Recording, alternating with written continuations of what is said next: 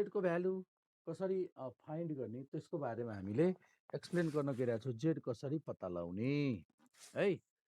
अब हामीले त के भनेको थियौँ, हामीले के गर्ने भनेको छौँ, 95 लाई 200 ले डिभाइड गर्दा कति आउँछ, 0 पोइन्ट कति आउँछ, एकचोटि क्यालकुलेटर छ भने डिभाइड गर्नुहोस् त। त्यहाँ हामीले यसरी गर्ने गरेका थियौँ, 95 डिभाइड 200 इक्वल्स टु 0.475 र यो चाहिँ हामीले 0.475 एरियामा खोज्ने।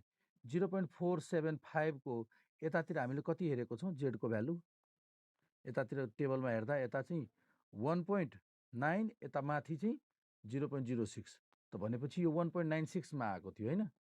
यता 1 लेफ्टमा 1.9 र माथितिर हेर्दा 0.06 भनेपछि हामीले जेडको भ्यालु कति पत्ता लगाएको थियौँ, 1.96 टेबलबाट। यो त सबैजनालाई थाहा छ। अब यो किन यस्तो भयो त, 200 ले किन डिभाइड गर्नुपर्ने हुन्छ, त्यसको बारेमा अब डिटेल एक्सप्लेन गरिदिन्छु। रिजन हेर्नुहोस्, यो स्ट्यान्डर्ड नर्मल जेड त हो। हामीलाई थाहा छ, तपाईँले हामी सबैजनाले नर्मल डिस्ट्रिब्युसन पढेको थियौँ, जसमा माइनस इन्फिनिटीदेखि प्लस इन्फिनिटीसम्म हुन्छ, बिचमा जेड इक्वल्स टु 0 हैन। अब 95% भनेपछि यहाँदेखि यहाँसम्म पुरै 95% हो। कन्फिडेन्स इन्टरभल भनेको दुवैतिर हुनुपर्छ, त दुईटै 95% हो। अब भन्नुहोस्, पुरै यो 95% भयो भने यो 95% ठ्याक्कै आधी, हामीलाई त टेबल भ्यालु हेर्दा त आधी लिन्छौँ नि त। आधी यो कति पर्सेन्ट भयो, यति मात्र हामीले टेबलमा त आधीको मात्र हेर्छौँ। त्यही भएर आधी गऱ्यौँ, 2 ले डिभाइड गऱ्यौँ। तर 2 ले डिभाइड गर्दा 95 ले 2 ले डिभाइड गर्दा कति भयो, 47.5% भयो। तर टेबलमा त पर्सेन्टमा त हुँदैन, प्रोपोर्सनमा हुन्छ। त्यही भएर थप अझै 100 ले डिभाइड गर्नुभयो भने 0.475 हुन्छ। कुरो बुझ्नुभयो? यो पुरै 95% हुन्छ। 95 को आधी गऱ्यौँ, आधी त पर्सेन्टमा हुन्छ। यो एरिया कति भयो, 47.5% भयो। 47.5% लाई हामीले के गर्छौँ त, फेरि 100 ले डिभाइड गरेर प्रोपोर्सनमा ल्याउँछौँ। त्यसलाई 100 ले डिभाइड गर्दा 0.475 आउँछ। त्यही भएर हामीले के भन्यो, एकैचोटि 200 ले डिभाइड गरिदिनुहोस्। 95% भनेको दुईटै आधी गर्ने, फेरि प्रोपोर्सनमा कन्भर्ट गर्नलाई फेरि 100 ले डिभाइड। त बुझ्नुभयो लजिक, 200 ले किन डिभाइड गर्नुपर्ने भयो।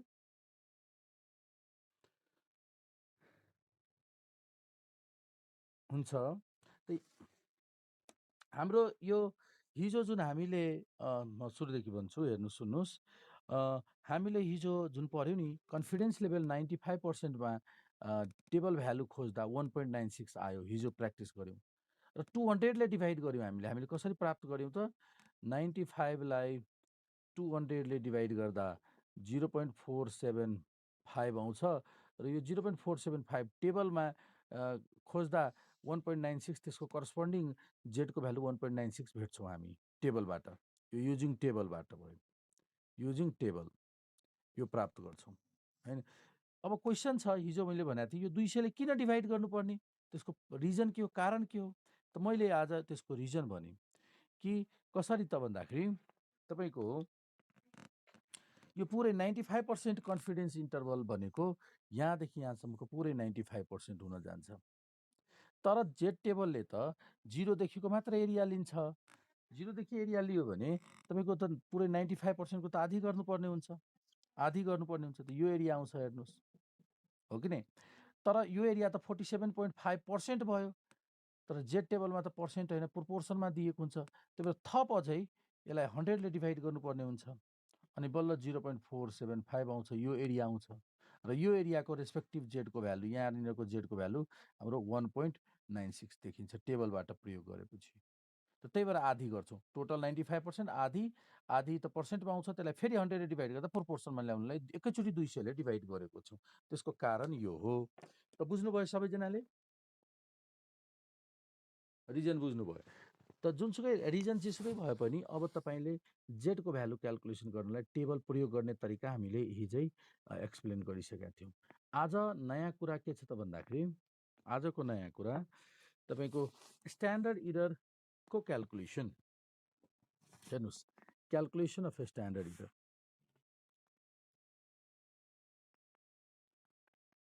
Calculation of standard errors. अब हामी स्ट्यान्डर्ड इररलाई एसई लेख्छु अब है। यो स्ट्यान्डर्ड इरर जुन छ नि यो यसलाई एस डट ई लेख्छु। तपाईले बुझ्नुपर्ने हुन्छ स्ट्यान्डर्ड इरर ल। अब यसको क्याल्कुलेसन फर्मुला अब हेर्नुस्। स्ट्यान्डर्ड दुई चारवटा फर्मुला लेख्छु। Standard error of mean sample mean SE for standard error sample mean formula हुन्छ sigma by root n square root n minus n by n minus 1 है। फर्मुला त यो हो। यो कस्तो अवस्थामा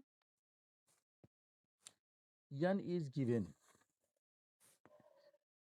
n इज यो एकचोटि फेरि म यसलाई दोहोऱ्याउँछु है। यही फर्मुलालाई म यसरी अलिकति सजिलो तरिकाले लेखिदिन्छु। If capital N is given capital N हामीसँग क्वेसनमा दिएको छ एन्ड or for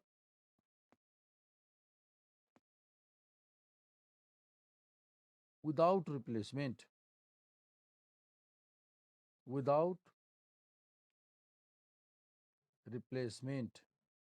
यो दुईटा यो होस् यो भए पनि विदाउट रिप्लेसमेन्ट भन्नुको अर्थ स्याम्पल त सिलेक्सन गर्छौँ तर स्याम्पल सिलेक्सन गरेपछि फेरि फिर्ता गरेर अर्को स्याम्पल सिलेक्सन नगर्ने। स्याम्पल सिलेक्सन गरेपछि फिर्ता नगरेको केस छ भने यो अथवा यो केस छ भने हामीले स्ट्यान्डर्ड इरर अफ मिन यदि क्याल्कुलेसन गर्न गइरहेछौँ भने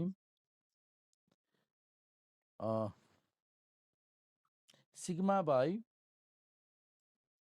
route n minus n upon n minus 1 यो कस्तो अवस्थामा यदि क्यापिटल N हामीसँग छ भने अथवा विदाउट रिप्लेसमेन्ट तोकिएको छ भने पहिलो फर्मुला। अब भन्नुहुन्छ हामीसँग क्यापिटल N छैन। अब हामीसँग क्यापिटल N छैन भने के गर्ने? If n is unknown capital N छैन अथवा विथ रिप्लेसमेन्ट तोकिएको छ for condition that for condition with replacement condition छ तोकेकै हुन्छ है। विथ दुईटा मध्ये एउटा केही न केही भनेको हुन्छ कि त n दिएको छैन रिप्लेसमेन्ट विथ रिप्लेसमेन्ट भनेको स्याम्पल सिलेक्सन गर्ने हेर्ने इन्सपेक्ट गर्ने फेरि फिर्ता गरिदिने त्यो भयो विथ रिप्लेसमेन्ट। यो दुईटा मध्ये एउटा n थाहा छैन भने पनि अथवा विथ रिप्लेसमेन्ट तोकेको n थाहा भए पनि विथ रिप्लेसमेन्ट कन्डिसन तोकिएको छ भने तपाईँले यति मात्र फर्मुला लेख्नुहुन्छ स्ट्यान्डर्ड इरर अफ मिन भनेको सिग्मा बाई रूट n यति मात्र। सिग्मा बाई रूट n यो पार्ट लेख्नु हुन्न छोडिदिने किनभने n क्यापिटल N नै छैन भनेपछि क्यापिटल N नभएपछि त्यो क्याल्कुलेसन गर्न मिल्दैन त्यो नगर्ने। ल अर्को म यसमा थप्छु यदि सिग्मा यो दुईटैमा हेर्नुहोस् त सिग्मा छ यो सिग्मा भनेको के हो तपाईले अस्ति नै भनेको थिएँ सिग्मा भनेको पपुलेसन स्ट्यान्डर्ड डेभिएसन। यदि यो छैन भने सिग्मा छैन भने इफ रातोले लेखिदिन्छु यो पोइन्ट याद राख्नु होला। If sigma is not given population standard deviation not given then it is replaced by small s। Small s भनेको स्याम्पल स्ट्यान्डर्ड डेभिएसन। यदि तपाईले सिग्मा छैन भने सिग्माको ठाउँमा के गर्नुहुन्छ स्मल s लेख्दिने। सिग्मा यदि दिएको छैन भने स्मल s प्रयोग गर्न पाउनुहुन्छ। यसको ठाउँमा सिग्माको ठाउँमा के प्रयोग गर्ने स्मल s। यदि सिग्मा दिएको छैन पपुलेसन स्ट्यान्डर्ड डेभिएसन दिएको छैन भने स्याम्पल अर्थात् मैले यहाँनिर भन्न खोजेको यदि तपाईको यो सिग्मा छैन भने सिग्माको ठाउँमा हामीले स्मल s को प्रयोग गर्न सक्छौं। इस्टिमेट सिग्माको इस्टिमेट कसले गर्छ स्मल s ले नदिएको केसमा। बुझ्नु अर्थात् फर्मुला अब के भयो small s by root n यहाँ पनि small s by root n अरु सबै सेम।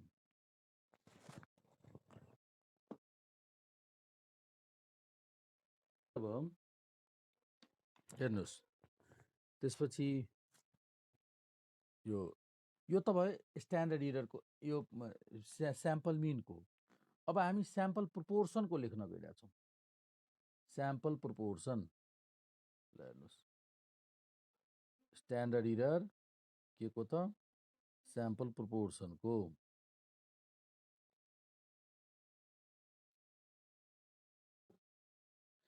स्याम्पल प्रोपोर्सन भनेको यहाँ पी स्मल पी को फर्मुला कन्डिसन यही छ सेम है। यहाँबाट लेख्नु होला इफ एन इज गिभन और फर विदाउट रिप्लेसमेन्ट। यो कन्डिसनमा प्रोपोर्सनको स्ट्यान्डर्ड इररको फर्मुला यो square root PQ upon n into square root n minus n. If n is not known or without replacement, standard error of P कति त यति मात्र PQ upon n, where P भनेको x by n, sample proportion,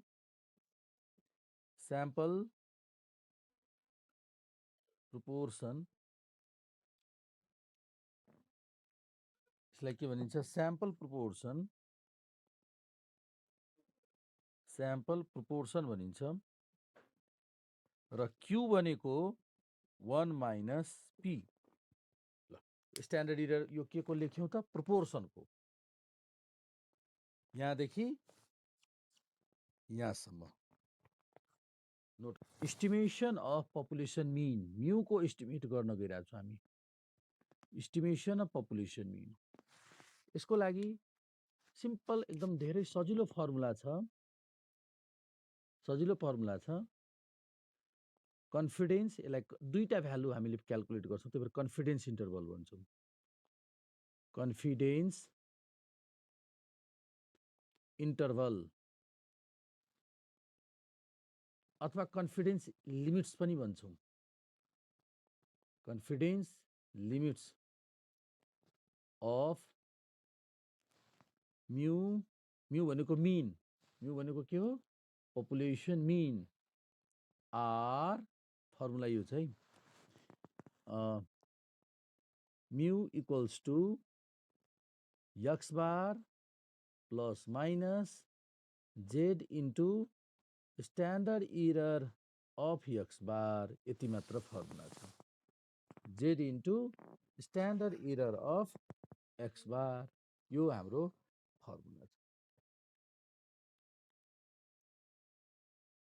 यति formula. अब Z कसरी calculation गर्ने यो पनि थाहा पाइसक्यो हामीले। स्ट्यान्डर्ड इरर कसरी कम्प्युट गर्ने यो पनि थाहा छ। अहिले भर्खरै आज फर्मुला लेख्यौँ स्ट्यान्डर्ड इरर अफ मिनको। र स्याम्पल मिन त क्वेसनमा दिएकै हुन्छ। एकचोटि माइनस गर्दा एउटा आन्सर आउँछ, अर्को प्लस गर्दा अर्को आन्सर आउँछ। बस यति हो कन्सेप्ट। अब हामी सिधै क्याल्कुलेसनमा जाउँ। पल्टाउनुहोस् एक्सर्साइज, पल्टाउनुहोस् क्वेसन, पल्टाउनुहोस् क्वेसन। हेर्नुहोस् त सबैजनाले क्वेसनमा सबभन्दा पहिला म तपाईलाई यो 2000 क्वेसन नम्बर 1 मा TU 2019 अगस्तमा सोधिएको क्वेसन सल्भ गर्दैछौँ हामी। क्वेसन पढ्नु।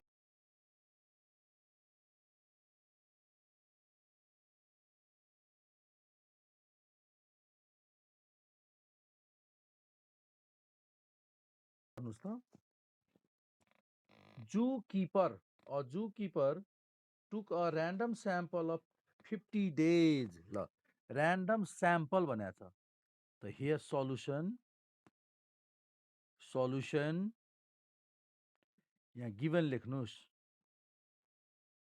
गिभनमा random sample कति दिएको छ? random sample is 50 days 50 दिनको स्याम्पल लिएको छ। यस random sample of 50 days त स्याम्पल कति दिनको लियो 50 दिनको लिएको छ 15 डेज को। and observe how much food and elephant ate each of those day. अनि त्यसपछि हेऱ्यो कति चाहिँ फुड एलिफेन्टले खाँदो रहेछ त्यो अब्जर्भ गरियो 50 दिनको है। अनि मिन वाज 350 केजी। त्यसपछि के थाहा भयो यो 50 दिनमा चाहिँ एभरेज कति एलिफेन्टले खान्छ 350 केजी खान्छ एभरेज। एभरेज भनेको मिन स्याम्पल मिन 50 दिनको एभरेज कति 350 केजी चाहिँ एलिफेन्टले खाँदो रहेछ भन्ने देखियो। र त्यसको स्ट्यान्डर्ड डेभिएसन पनि दिएको छ। स्ट्यान्डर्ड डेभिएसन भनेको यो स्याम्पलको, त स्याम्पलको स्ट्यान्डर्ड डेभिएसनलाई स्मल एस लेख्छौँ र यहाँ दिएको छ कति 25 केजी। ल भयो, यो दिएको छ हेर्नुहोस्, लाइन बाई लाइन पढ्नुहोस्।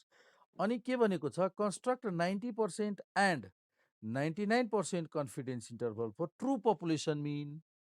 त दुईटा क्वेसन भयो, एउटा कन्स्ट्रक्ट 90% कन्फिडेन्स इन्टरभल एउटा क्वेसन, र अर्को क्वेसन छ कन्स्ट्रक्ट 99% अर्को क्वेसन। त दुईटै केसमा दुईटा पेयर आन्सर आउँछ। त सबभन्दा पहिला जुनसुकै आन्सर फर्मुला त यही हो, हेर्नुहोस् हामीसँग फर्मुला एउटै यही हो।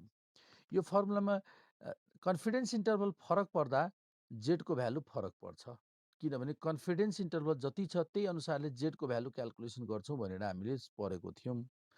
तर स्ट्यान्डर्ड इरर कन्फिडेन्स इन्टरभल जतिसुकै भए पनि यो एसईको भ्यालु त सेम हुन्छ। त सर्वप्रथम हामीले एसई क्यालकुलेसन गरिदिउँ। आज लेखेको फर्मुला हेर्नुहोस् त, formula standard error of mean calculation गर्दा यहाँ हेर्नुहोस् त क्यापिटल एन छैन, पपुलेसन साइज छैन भनेपछि फर्स्ट फर्मुला प्रयोग गर्न मिल्दैन। सिग्मा पनि छैन, त सिग्माको ठाउँमा हामीले के लेखिदिन्छौँ small s upon root n. यहाँ क्यापिटल एन भएको भए हामीले यस्तो लेख्थ्यौँ N minus n by N minus 1 लेख्थ्यौँ, तर क्यापिटल एन छैन, त्यसो भए सेकेन्ड फर्मुला प्रयोग भयो। हेर्नुहोस् यो फर्मुला लेख्यौँ, यो फर्मुलाको बारेमा पहिला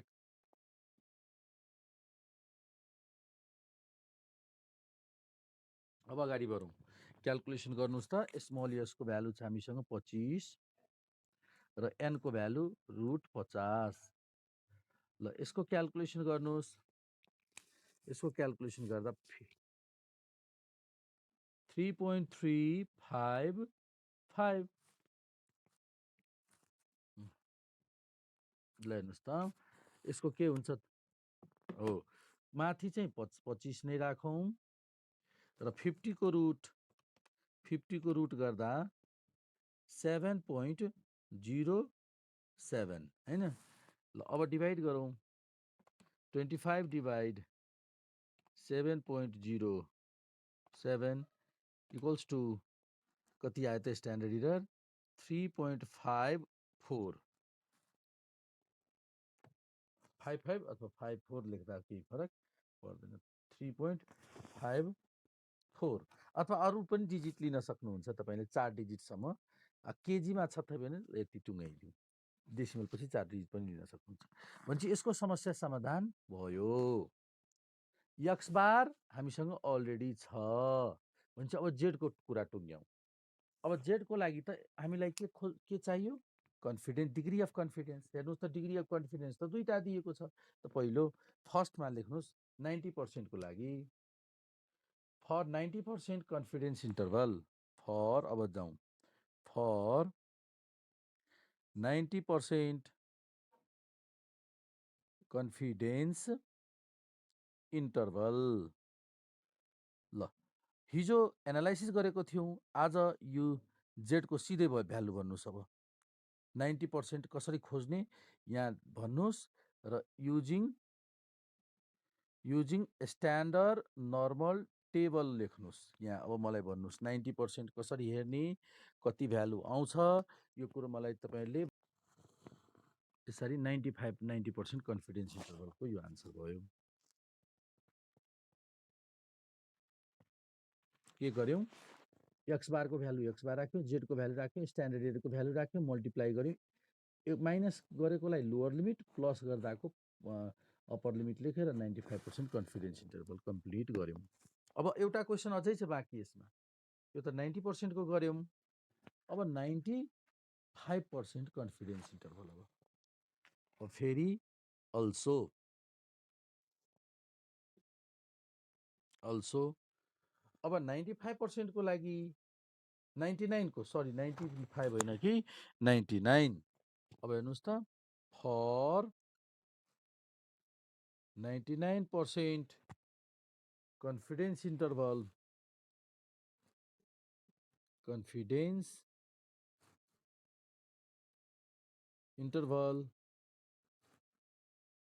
for mu ल यो 99% confidence interval for mu भनेको mean त 99% को लागि भन्नुहोस् त z को भ्यालु कति 99 को लागि अब तपाईले z को भ्यालु भन्नुहोस् युजिङ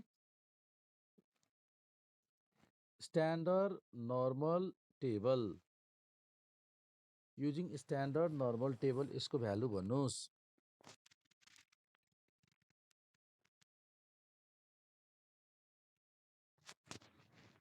2.57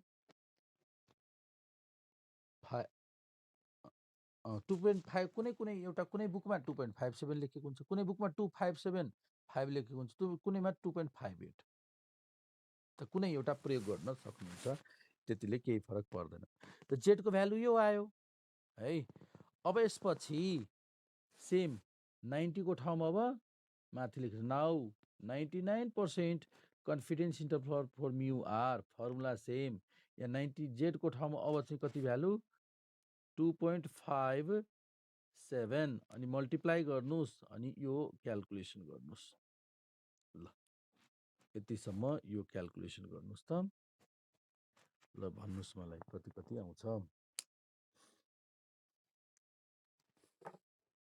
ल यतिमा मैले मेटिदिएँ अब यो ठाउँमा भन्नुस् किनभने 90 यति मात्र परिवर्तन z को भ्यालु मात्र परिवर्तन हुन्छ यो z को भ्यालु परिवर्तन भएकोले यसको मल्टिप्लाई पनि परिवर्तन हुन्छ र मल्टिप्लाई गर्दा कति भयो